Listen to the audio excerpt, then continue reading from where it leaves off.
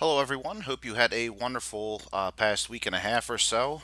Yes, I am back from vacation, and yes, it was fantastic and much needed. Did a lot of relaxing, and basically did not follow much of what was happening in the market at all to get a full disconnect. So came back fully refreshed and ready for everything back in my usual routine, so to speak. So again, apologies I couldn't squeeze out a video before I did leave for my vacation. It just got a little bit crazy, hectic, and it was just a little bit too much and overwhelming for me to deal with heading into the vacation. So apologies for that.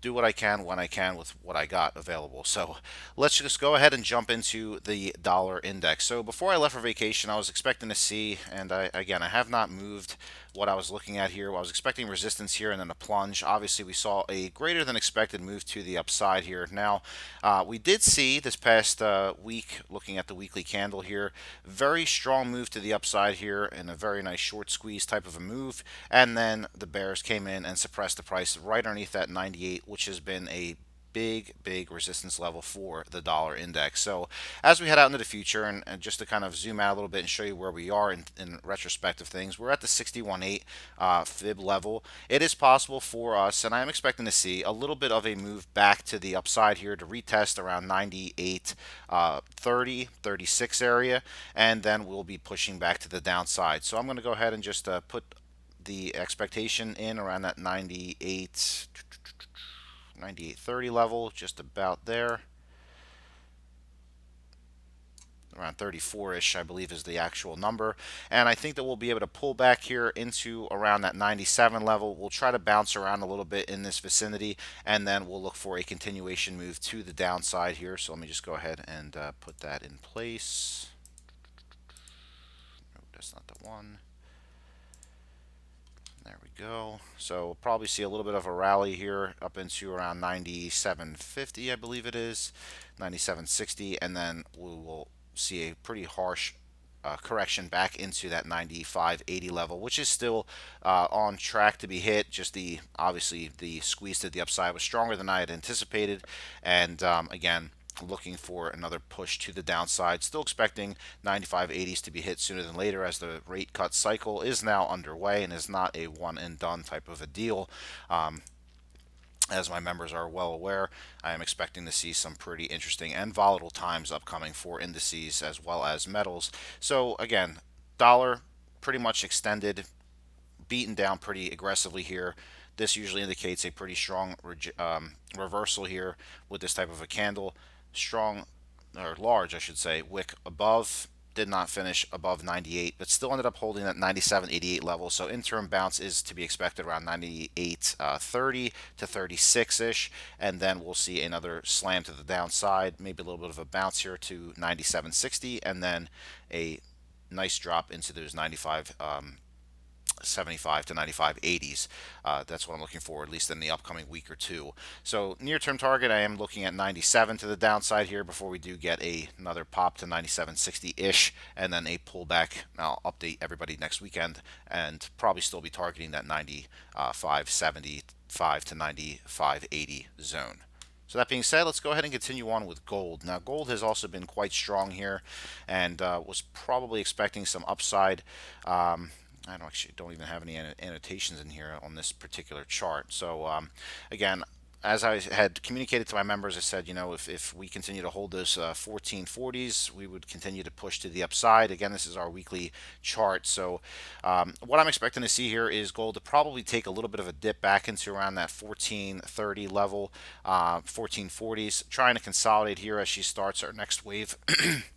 Excuse me, to the upside. I am expecting to see a 1470 retest here, and then a break into around 1486, maybe 1490, and could possibly even extend into 1500. Much faster than I've actually been expecting, but hey, there's a lot going on in the world. Dollar is actually pulling back. We are in a rate cut cycle now, and overall looking at the global growth, if you want to call it that, story unfolding, and the truth is now coming out that we're all slowing down. So again, we are looking at gold upside. I am bullish to around that 1480 to 1490, and an extension up into around 1500. Still on track for a 2000 retest within the next probably 6 months or so. So that's what I'm looking at longer term. Gold is looking pretty decent. Let's look at our 4 hour time frame view. And again, as you can see here, very, very solid move. Retested at 1405, looks like on the first, and rallied pretty aggressively up into the 1460 level, held those 1440s very well, bounced again, and still kind of gyrating a little bit. But I do expect to see a little bit more of a pullback here into around that 1432 level, and then we'll probably catch some bids in that location and then look for another snap rally up to the upside. Like I said, retesting those 1470s, hitting 1480s, and probably squeezing up into around 1500 before we even know it. So yes, I'm still continuing to be bullish on gold after near term, probably looking at a dip, like I said, around 1430 on the back of dollar, trying to bounce back from those 97.88s up into around 98.30s, and then we'll see that correction, and then we'll see gold go from 1432 up into retest those 1470s, and then trigger squeeze above that into 1480 to 1500 as upside target zone. So let's go ahead and look at natural gas moving forward here. And natural gas, really not much to say as far as what I've been expecting, just continuing to get pushed to the downside repetitively, just and relentlessly to the downside. So weekly time frame view, as I've been kind of showing my members, been tracking this one exceptionally well. And as I've said in previous videos, and you can look back through my archive, I do have natural gas separate segments for each months back. You can pretty much, I think, find at least a few videos where I do identify that long term we are going to be going sub 2 or down to around $2 for natural gas. Still have that same outlook intact. Looking for some gyration or ping pong action, is like I like to refer to it as, where it just goes back and forth between a specific range before it does again plummet. Now, I do think near term we probably will revisit around 190. Just looking to the left here, you can see around 190 to around 194 as the next possible lows to be hit. And then beyond that, we'll probably see a nice strong rally back in around 220s, and then another crash to retest what looks to be the 160 level. Yeah, around 160. And then we should get that nice double bottom bounce here at that point in time, and then rally back into those twos, I would expect. But that's going to take probably a few more weeks, if not months, to get to that location. It all depends on what happens at this level here. So if we break below those 190s, we're already very close to the low twos. So those targets have already been hit, and I expect to see 190 tested pretty soon. Actually, probably even this week, the way it's looking to me. Another rally back into those 220s is what I'm expecting, and then another drop to around those 160s as we head out into the future. So let's go ahead and look at our 4-hour time frame view, get an idea of what is actually happening in the near term price action. And as you can see, natural gas did hit the 2078 level, let's call it, pushing back up or bouncing back into the 2.16 level. I think that it's a pretty good possibility we could break that level. Next level above that, which is going to be 220 to 221.6. Those are the levels that I'll be looking for. Right here is just the make or break as far as do we fail here and push down, or do we see further push to the upside and then see that next move to the downside? That's what I'm waiting to see here. So again, those are the types of things that I'm looking for here. So the retest of the 2.16 should be pretty much inevitable. Whether or not we break it is the question here. Now, I do think that there is probably enough bulls out there to try to squeeze prices back up into those 220s to 2.216s, and then from that level, I'd be expecting a pretty strong reversal back into the 2.16 level, excuse me, and then from there doing some chopping, and then another push to the downside is what I'm still anticipating here for natural gas. So let's move along to our last one, which is crude oil. Crude has been tracking my outlook very well to the downside and still continuing and persisting to go to the downside. Let's go ahead and take the weekly review in the focus here. And as you can see, from the lows to the recent highs that we had around those 60 670s. We have pulled back to around the 61.8, rallied back up into around the 23.6, failed again. Now 56 and 56.10, 56.08ish has been a pretty solid level of resistance. I expect that level to continue to hold, and I'll drop down into a lower time frame momentarily. But the big key here is the main trigger to the downside will begin once we have broken underneath of that overall trend line, or better stated, break that 61.8 fib level here, and that'll take us down to around that 786, 47.78 down to around 46 or 45.90s before this is all said and done as far as near term weakness. And then we'll have a nice little rally probably back up into those 50s, 51.50s. But near term support, which is going to be around that 53.30 level that we have as far as our weekly goes.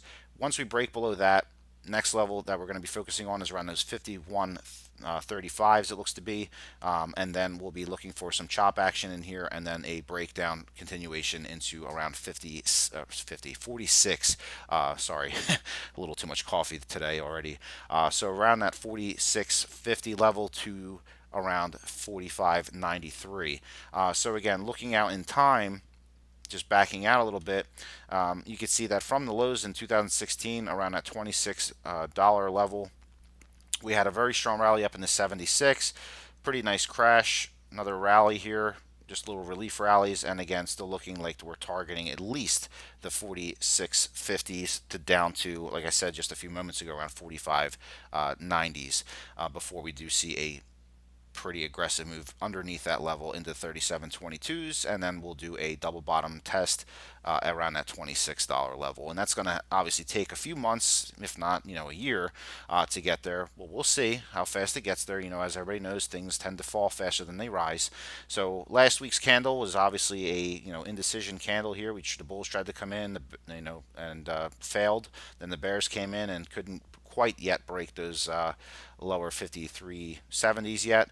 So again, we're looking for a push below that level, targeting 50s near term, and it's going to be kind of gyrating. By then, I'll update everybody again the following weekend. So main point of the story here is, as I said, we would drop down to the lower time frame, 4-hour time frame view.